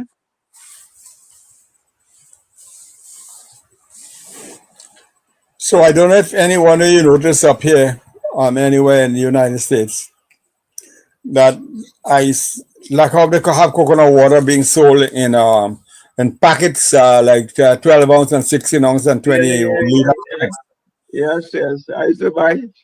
Right now they have sugarcane juice, which is sugarcane squeeze in a packet just about the same size being sold, but it's much more expensive than the coconut water. Like it's about $8 for a 16 ounce packet of sugarcane juice. You know, one sugarcane span will give you that amount of juice. One whole sugarcane. I don't know where these Trinidad people were when they shut down the sugarcane factory in Trinidad. But whoever shut down that factory, you talk about oil? Equally guilty is the sugarcane factory or the sugarcane industry. Never mind the factory shutting down. But that sugarcane should have still existed in some limited quantity. All they had to do was... But Doc, who was benefiting from that sugarcane financially in the end now? You understand? Because it's easier to import it from Demerara or made in Miami sugar. Easier to... What I'm saying here, who was the people growing the sugarcane and would benefit financially? Yeah, of course. Okay? Of course. Okay. All right. But we're not hearing that. Who is the farmers you try to cripple their business and cause them to suffer and give them a run around when they try to resolve the simplest matter? Who it is? You bankrupt the country production, agricultural production to spite certain people. So the amount of sugarcane juice I could have sell in America, if I only had my 1 acre land, 1 acre sugarcane I need only in Trinidad. That's easy to every family could have 2 or 3 acres to maintain. That's easy. But the land is not. The land is still there. The sugar is easy to resurrect that industry. More easy it is than to resurrect oil. You could resurrect a factory in Trinidad producing sugarcane juice and sugarcane syrup, which has a big market today. Easier to reproduce that than to reproduce oil. Oil is more expensive. Sugarcane is cheap to get off the ground because the land is already there. It's a matter of just putting up a few small mills. And if you ask the people in India, they will tell you how to do a small scale production of sugarcane juice. When you come out the airport and say you're going through Kelly Village and thing and Warren Day, all that land still sitting there. Yeah. Where used to be sugarcane. It's still sitting there. If you go down Capichima and them places there, or you drive along the highway and all them places, you see land that was sugarcane before. Nothing there. But I could guarantee them a market up here though for the sugarcane juice. I want to start on a small scale first. So like I could try with them, you know. I know they're doing something, but we have to talk to him more about it.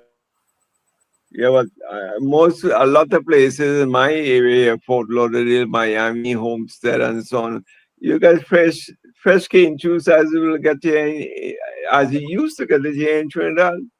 These guys have their mill just outside the malls and so on, getting fresh cane juice. All right, yeah. Yeah, Before the send home all those farmers, they could have just give them an idea how it could be done. Don't give them no money, just give them the idea. That's all you need, and they'll work around it. Because my uncle and them had enough money from the sugar cane to diversify into some related industry. Mm-hmm.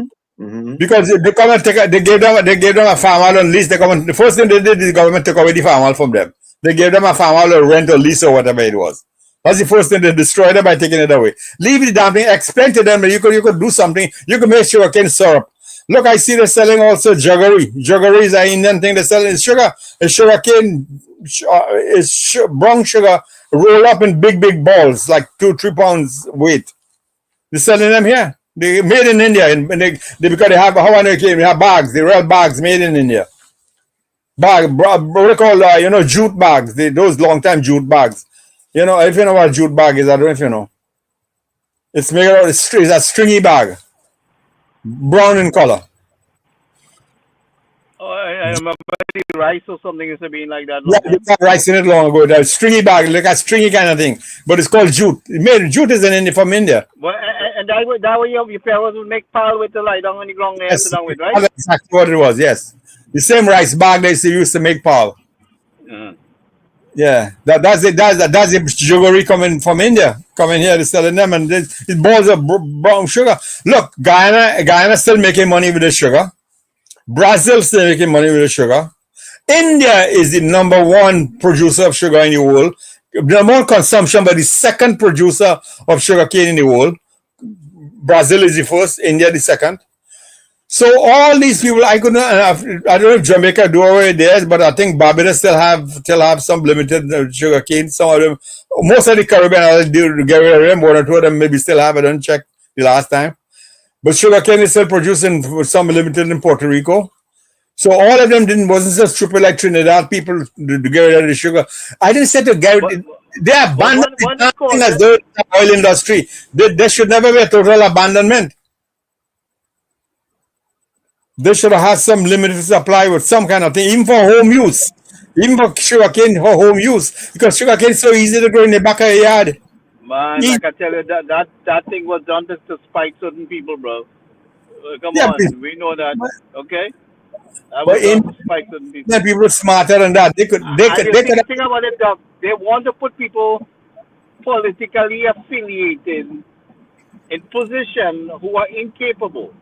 So when the industry is killed or suffered, they want to say that industry ain't good, but it's not taking the responsibility that you put incompetent people in the position to run the business, and they had no idea how to do that, right? And they just went and lived large and squandered the revenue for the business. What do you think they do? Why do you think we so bankrupt in some situations? They squander the revenue. They mismanage the business. It was a free-for-all thing, and they had no concern about that. They like, how they say goat is eat all the grass and nothing will grow after that? They were like goats. They wasn't sheep. Well, if you have an entrepreneurial spirit, no government could touch you.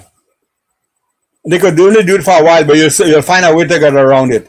And the Trinidad people will get around the PNM stranglehold if they want to. We need a government, especially when there's a small man, and everything you try to do to apply to make it's not easy. It is very difficult.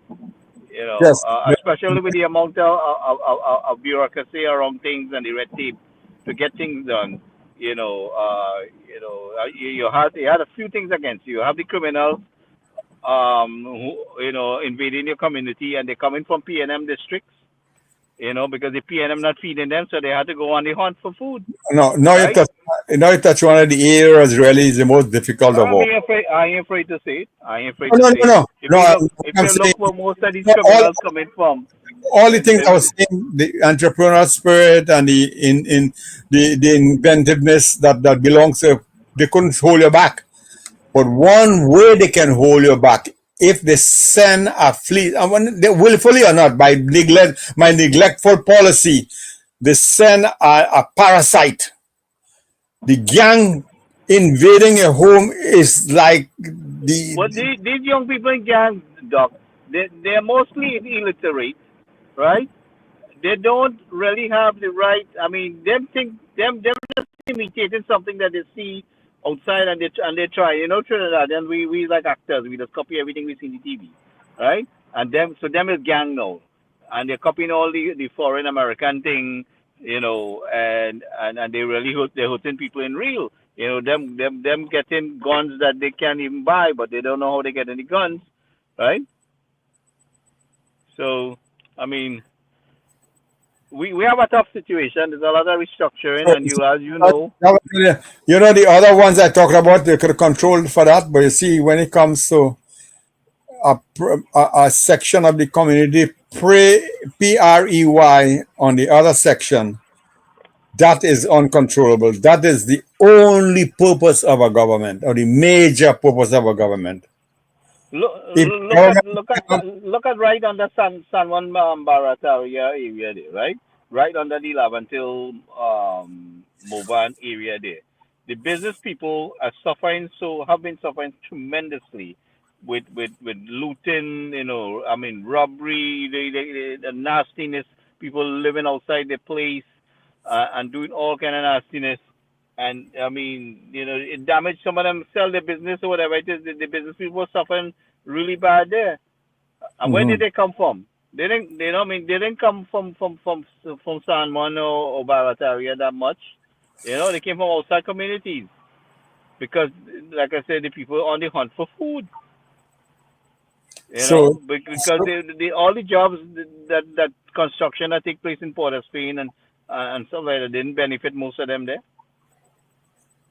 so that is what I'm telling you. The number one purpose of our government is security. If you cannot do that, there's no sense to have a government.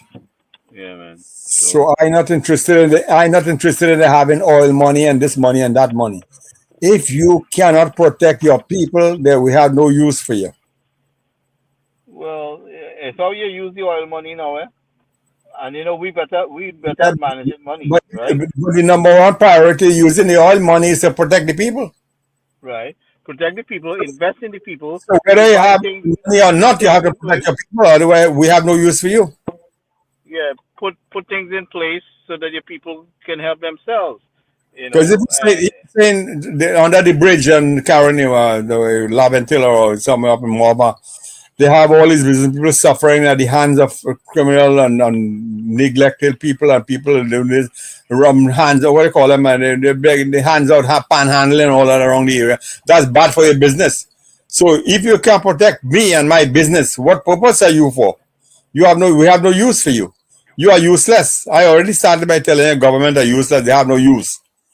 Especially the government is there to protect you and they can't protect you. Therefore, you are useless. You don't need any government if you can't protect the people. And for more, most you want to tax people and you want to this and you want to do the next. You're charging water rate, but we have no water for 2 years. You should be paying me for not getting water. The other way around. So everything is wrong. And we we pass that phase. We're in a new phase. Again, like if we could deal with the malfeasance and any wrongdoing, but going forward, the people in Trinidad must say Trinidad first, party second. Trinidad first, Well, party second. the young people made a decision, and they choose the UNC, and they so hope in the prime minister, and they are holding on to the prime minister, just still hoping that that we have a lot of work to do because everything is on the prime minister's shoulder now, Mhm. because she has a lot to carry on now. So I mean, having the government to administrate things, we all have to fall in line in assisting the government in the interest of our own people. And I like to reiterate the call for those of us outside the country, and whatever little contribution you can make to come on board. To come on board and work with your government that is seeking your interests and your people, um, to better things for everybody. I mean, this government has the interests of all people, both inside and outside the country. So partner with your government. And I want to, and Doctor, I'm going to be working. I have some people that's going to be working with me on this diaspora program, and I'm going to tell you more about it as we get more engaged into it. So we'll discuss a little bit off here and things like that. But so anyway, Yeah. Doc, you available tomorrow night? Well, not for long though. Not long like tonight. Oh, okay. Well, maybe tomorrow night or Saturday night, we could get together when everybody has the time.